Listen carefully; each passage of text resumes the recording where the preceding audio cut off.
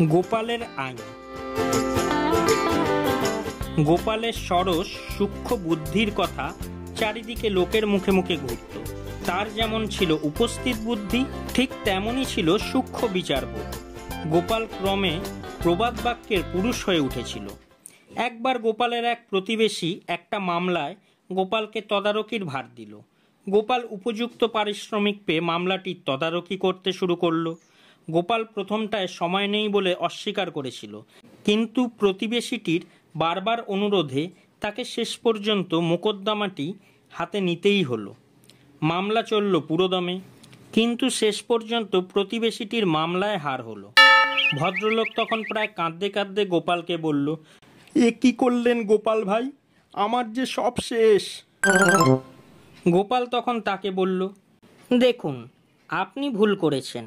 রোগ সেরে উঠতে উঠতেও রোগী অনেক সময় হার্ট ফেল করে মারা যায়, কিন্তু তাকে কি রোগে মরা বলে? আপনার ব্যাপারটাও ঠিক সেরকম, বুঝলেন? মোকদ্দমায় আপনি হারেননি। লোকটি বলল, কিরকম? গোপাল বলল, হাকিম তিনটে বিষয় বিবেচনা করে রায় দেন: অনুমান, প্রমাণ ও স্বীকারোক্তি। এই অনুমানটি কিন্তু যথেষ্ট আপনার সপক্ষে ছিল। যে কোনো লোক মামলার বিবরণ শুনে বলতে বাধ্য ছিল যে বিবাদী দোষী। হাকিমও তাই ভেবেছিলেন, কিন্তু অনুমানের উপর নির্ভর করে তো আর রায় দিতে পারেন না। দ্বিতীয়টি হলো প্রমাণ। প্রমাণ করা কিন্তু খুব শক্ত। প্রমাণ ঠিক মতো হয় না, ওতে গলদ থাকবেই। প্রমাণ করেছি কথাটা বললেই যে কোন লোক বলবে গোড়ায় গলদ আছে, আর গলদ থাকবেই।